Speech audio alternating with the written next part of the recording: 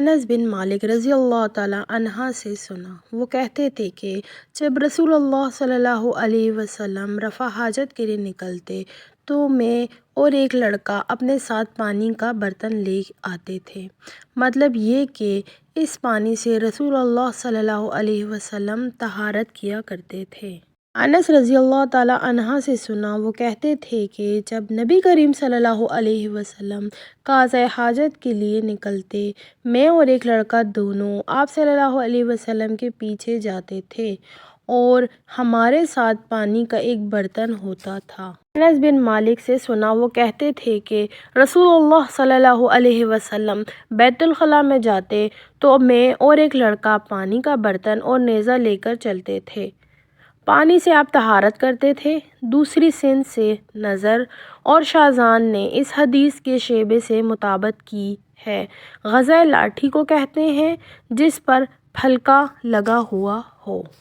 وہ اپنے باپ ابو قتادہ رضی اللہ تعالیٰ عنہ سے روایت کرتے ہیں، وہ کہتے ہیں کہ رسول اللہ صلی اللہ علیہ وسلم نے فرمایا، جب تم میں سے کوئی پانی پیے تو برتن میں سانس نہ لے،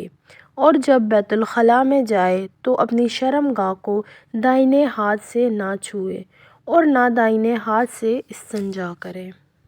عبداللہ بن ابی قتادہ کے واسطے سے بیان کرتے ہیں،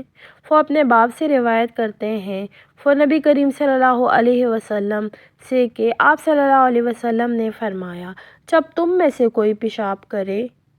اپنا عضو اپنے دائیں ہاتھ سے نہ پکڑے، نہ دائیں ہاتھ سے طہارت کرے، نہ پانی پیتے وقت برتن میں سانس لے۔ ابو ہریرہ رضی اللہ تعالیٰ عنہ سے نقل کرتے ہیں، وہ کہتے ہیں کہ رسول اللہ صلی اللہ علیہ وسلم ایک مرتبہ رفع حاجت کے لیے تشریف لے گئے۔ آپ صلی اللہ علیہ وسلم کی عادت مبارک تھی کہ آپ صلی اللہ علیہ وسلم چلتے وقت ادھر ادھر نہیں دیکھا کرتے تھے، تو میں بھی آپ صلی اللہ علیہ وسلم کے پیچھے پیچھے آپ صلی اللہ علیہ وسلم کے قریب پہنچ گیا۔ مجھے دیکھ کر آپ صلی اللہ علیہ وسلم نے فرمایا کہ مجھے پتھر ڈھونڈ دو تاکہ میں ان سے پاکی حاصل کروں، یا اسی جیسا کوئی لفظ فرمایا، اور فرمایا کہ ہڈی اور گوبر نہ لانا، چونکہ میں اپنے دامن میں پتھر بھر کر آپ صلی اللہ علیہ وسلم کے پاس لے گیا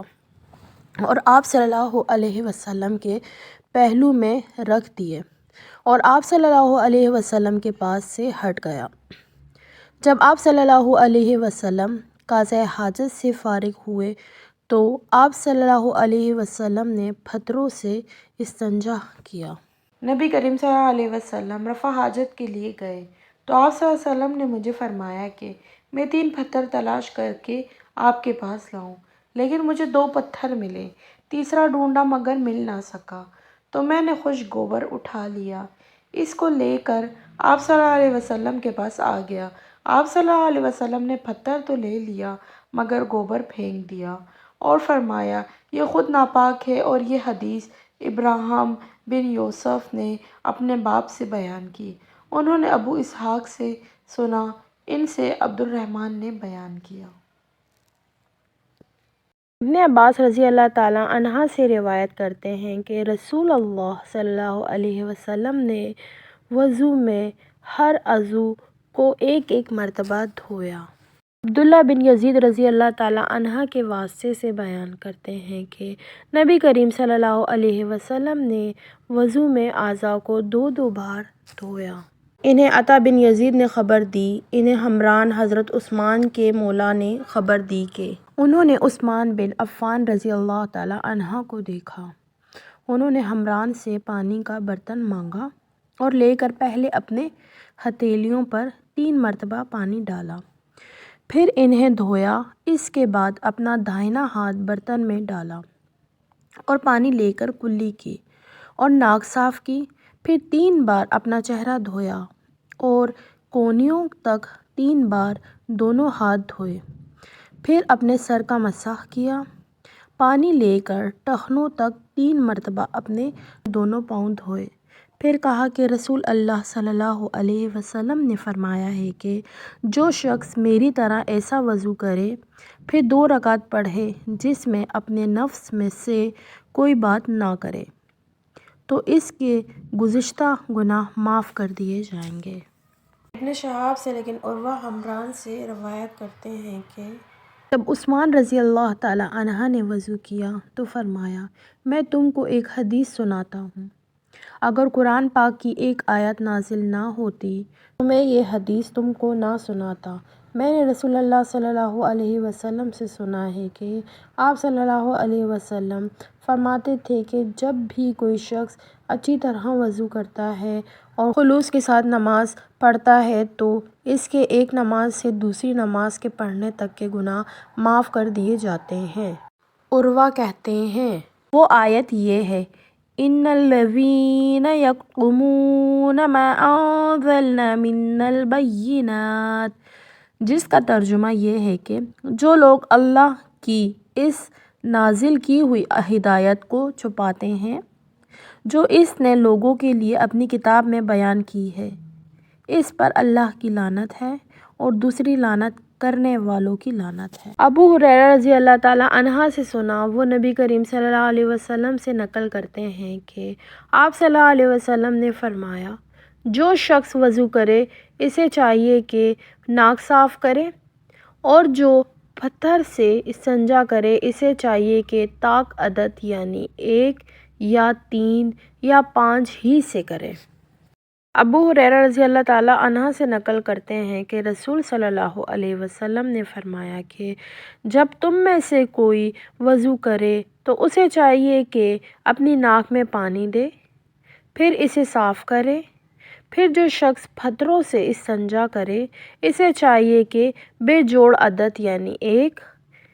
یا 3 سے استنجا کرے، اور جب تم میں سے کوئی سو کر اٹھے تو وضو کے پانی میں ہاتھ ڈالنے سے پہلے اسے دھو لے، کیونکہ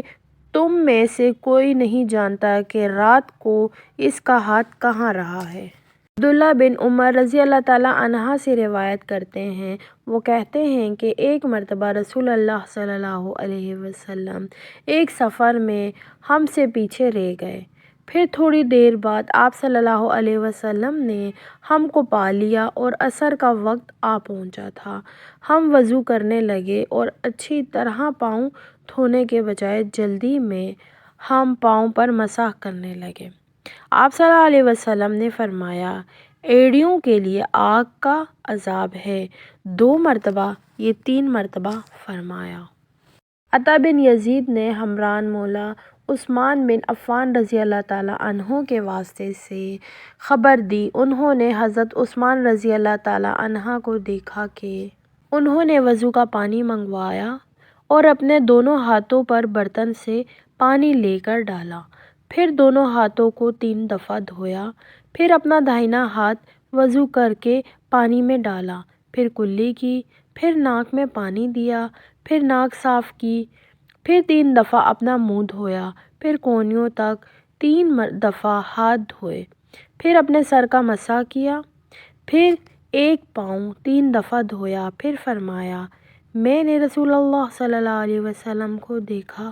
کہ آپ صلی اللہ علیہ وسلم میرے اس وضو جیسا وضو فرمایا کرتے تھے، اور آپ صلی اللہ علیہ وسلم نے فرمایا کہ جو شخص میرے اس وضو جیسا وضو کرے اور حضور قلب سے 2 رکعت پڑھے جس میں اپنے دل سے باتیں نہ کرے تو اللہ تعالیٰ اس کے پچھلے گناہ معاف کر دیتا ہے۔ محمد بن زیاد نے بیان کیا، وہ کہتے ہیں کہ میں نے ابو ہریرہ رضی اللہ تعالیٰ عنہ سے سنا، وہ ہمارے پاس سے گزرے اور لوگ لوٹے سے وضو کر رہے تھے، آپ نے کہا اچھی طرح وضو کرو، کیونکہ ابو القاسم صلی اللہ علیہ وسلم نے فرمایا خشک ایڑیوں کے لیے آگ کا عذاب ہے۔